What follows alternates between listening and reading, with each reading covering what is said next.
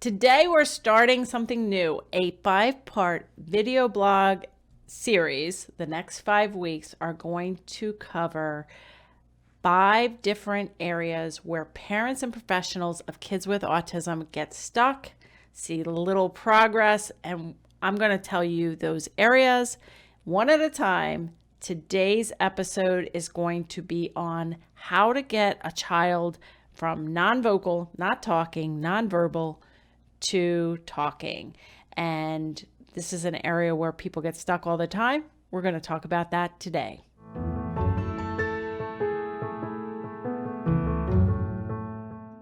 Hi, I'm Dr. Mary Barbera, autism mom, board certified behavior analyst, and best-selling author of The Verbal Behavior Approach.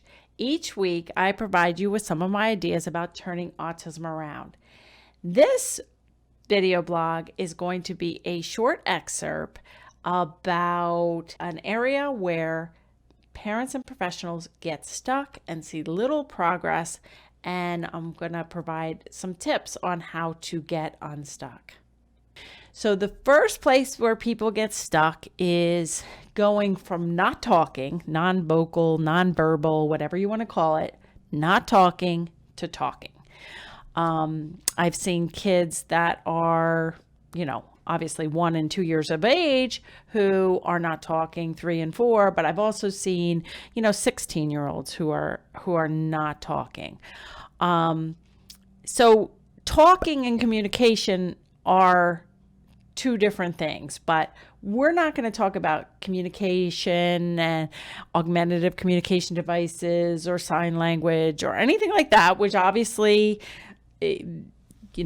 we want our child to be able to communicate, but let's just talk about getting a child vocal. And going from non-vocal to vocal is a big area where people get stuck. So there is a ton of information about how the procedures I use to get kids talking in my free online course, free online workshops, in my paid online courses.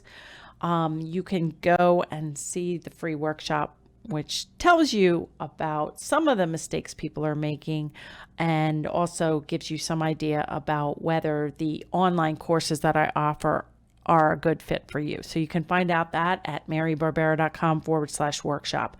I cover how to get kids talking both in my toddler course for parents and early intervention professionals of young children, as well as within my early learner course, which is for professionals and parents of kids over 5.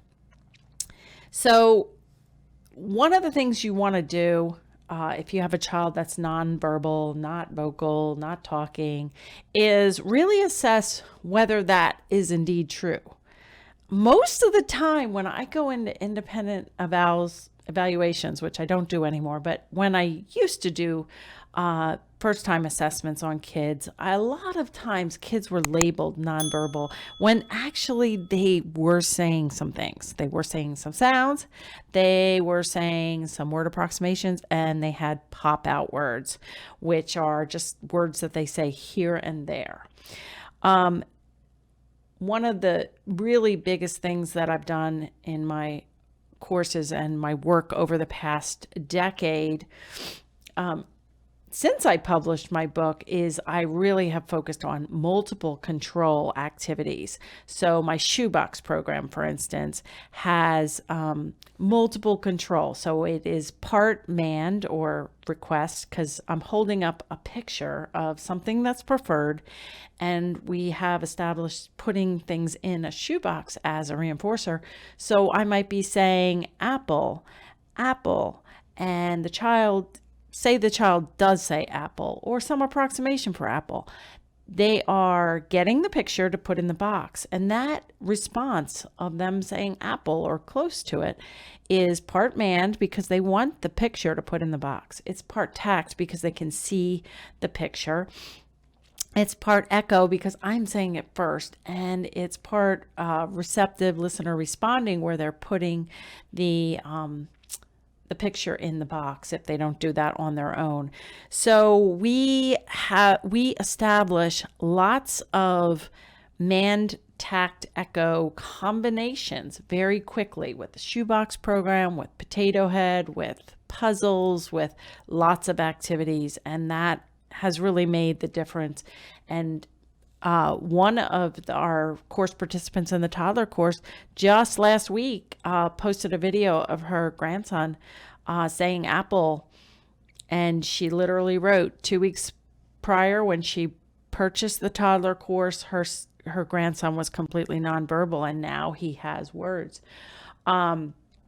So it's exciting when I see something like that, and when I see and hear about kids getting vocal or a lot more vocal with these procedures. And I know it's possible, and it's possible even if you have an older child. We have a participant named Anna who joined my online course when her son was 8 years old, and he was labeled nonverbal using a communication device, and she got him vocal, hundreds of words now over the past few years. And so it's always possible, and especially it's possible if your child has any sounds, pop out words, or word approximations. If you enjoyed this video blog, I would love it if you would leave me a comment, give me a thumbs up, and wherever you're watching, to really find out the best ways where you can comprehensively get unstuck is by attending a free online workshop at marybarbera.com/workshop. And I'll see you right here next week.